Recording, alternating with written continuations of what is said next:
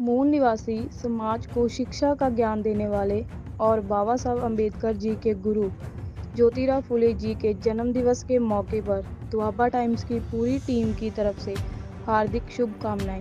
ज्योतिराव फुले जी ने अपनी पत्नी सावित्रीबाई फुले जी को पहले शिक्षित किया और फिर उनकी पत्नी ने उनका साथ देते हुए औरतों को पढ़ाना शुरू किया, मगर इस काम को करने के लिए उनको अनेकों मुश्किलों का सामना करना पड़ा। मगर ज्योतिराव फुले जी ने कभी भी किसी से विचारधारा पर समझौता नहीं किया और अपना घर बार छोड़कर समाज को शिक्षित करने लगे और निरंतर अपना काम करते गए।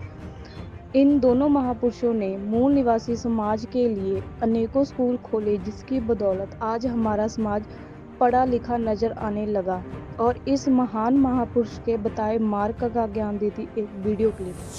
किसी भी देश में किसी भी धर्म की कोई किताब भगवान ने कभी नहीं लिखी, हर किताब मनुष्य ने लिखी है। मैं अपने एक ब्राह्मण मित्र की शादी की बारात में शामिल हूँ। माली जाति में जन्मे ज्योतिराव फुले ने गैर ब्राह्मणों में शिक्षा के प्रसार की जरूरत महसूस की और सन 1848 में पूना में पिछड़ी जाति वालों के लिए एक पाठशाला खोल दी।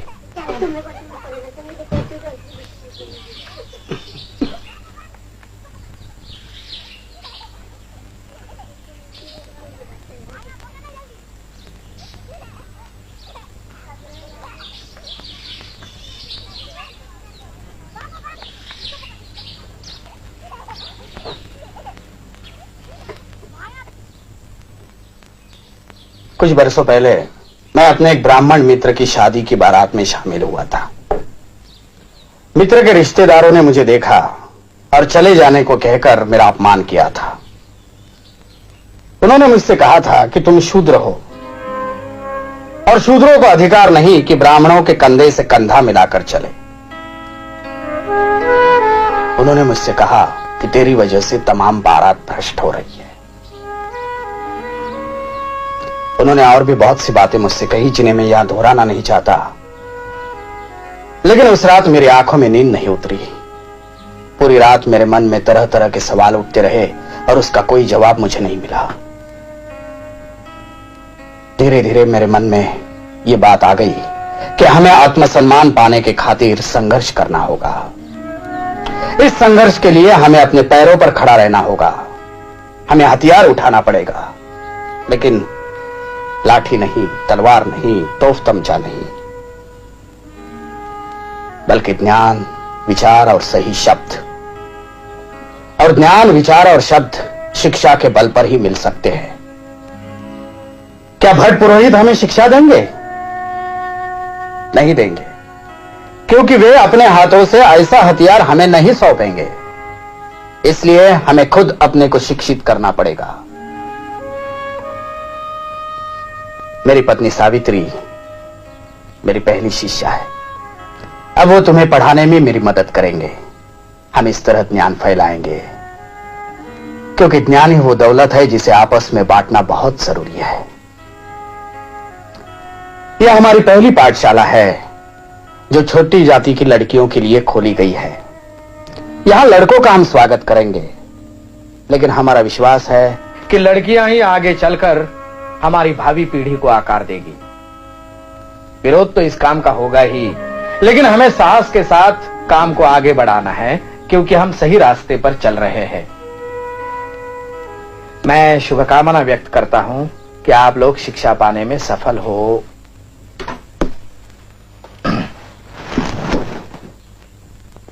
अच्छा बच्चों, अब तुम सब घर जाओ। कल से तुम्हारी शिक्षा आरंभ होगी।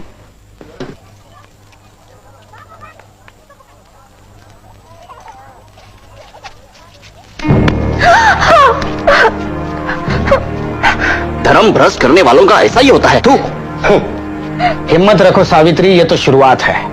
उनका समाज हम पर कीचड़ी उछाल सकता है और कर ही क्या सकता है।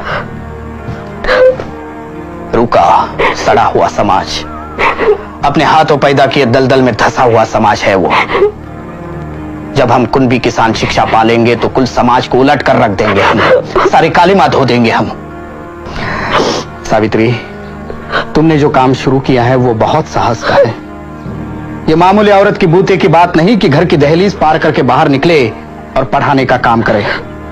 तुम गर्व से माथा उठाकर चलो सावित्री, एक दिन साबित हो जाएगा कि हम ही सही थे। क्या हुआ ज्योति? क्या हुआ बहू को? नहीं, कुछ नहीं बाबा। तो फिर रो क्यों रही है? साड़ी पर ये गोबर और कीचड़, क्या बात है? वो पाठशाला से लौट रही थी, तब कुछ लड़कों ने उस पर कीचड़ और गोबर फेंका। तो क्या फूल बरसाते? ज्योति, मैंने तुम्हें 20 बार समझाया है कि धर्म कर्म का मामला है, तुम बेकार टांग मत अड़ाओ। शूद्रों को और औरतों को पढ़ने लिखने का अधिकार नहीं है, लेकिन तुम मानते ही नहीं। वो पाठशाला खोलकर तुमने पूना के हर ब्राह्मण को अपना दुश्मन बना लिया है। हर ब्राह्मण नहीं बाबा, कुछ समझदार ब्राह्मण हमारे साथ भी है। तुम्हें पढ़ने के लिए स्कूल भेजा, वही मैंने गलती की। उन पादरी मास्टरों ने तुम्हारा दिमाग खराब करके रख दिया है। उसी वक्त मैं अपने समाज के लोगों की बात मान लेता तो आज ये दिन देखना ना पड़ता। अरे तुम्हें करना हो तो करो, जिद्दी आदमी ठहरे, लेकिन मेरी बहू को उसमें क्यों घसीटते हो? क्योंकि शिक्षा ही इस देश को और हमारे धर्म को बचा सकती है। यह तभी हो सकता है जब हर एक को शिक्षा पाने का मौका मिले। मैं अपने धर्म को भ्रष्ट नहीं कर रहा हूं बाबा, मैं उसे सुधारना चाहता हूं। मैं आप ही से पूछता हूं कि यह कानून किसने बनाया है कि सिर्फ ब्राह्मणों को पढ़ने का अधिकार है और शूद्रों को नहीं है? यह ब्राह्मणों का बनाया हुआ कानून है, नहीं है? ये सब भगवान की आज्ञा है। भगवान को इसमें क्यों घसीटते हैं आप? हा? किसी भी देश में किसी भी धर्म की कोई किताब भगवान ने कभी नहीं लिखी। हर किताब मनुष्य ने लिखी है, और धर्म पंडितों ने बार बार कहकर यह बात हमारे दिमाग में भर दी है कि यह भगवान की आज्ञा है, ताकि हम कोई सवाल नहीं उठा सके। देखो, शूद्रों और औरतों को भगवान के नाम पर दबाया गया है और कुछ नहीं है। देखो ज्योति, मैं तुमसे बहस नहीं करना चाहता। मैं सिर्फ इतना जानता हूं कि हमारे पुरखों ने कुछ नियम बनाए हैं और हमें उनका पालन करना चाहिए, बस। हाँ, मैंने भी एक नियम बनाया है बाबा।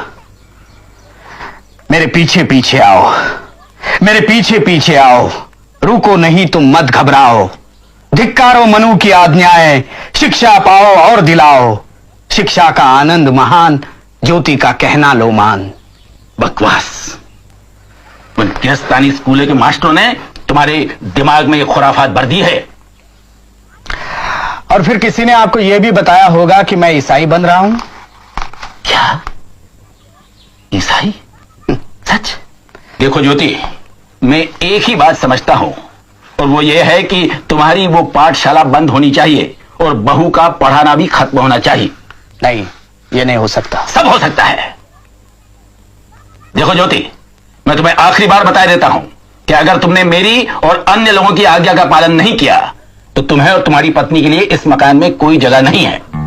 तुम्हें यह मकान छोड़ना पड़ेगा। जैसे आपकी मर्जी। हम हमारे विचारों में बदल नहीं कर सकते, इसलिए घर छोड़कर जा रहे हैं। सावित्री, अपना सामान भरो। मैंने तुम्हें पहले ही कहा था कि यह तो सिर्फ शुरुआत है। भरो सामान जल्दी।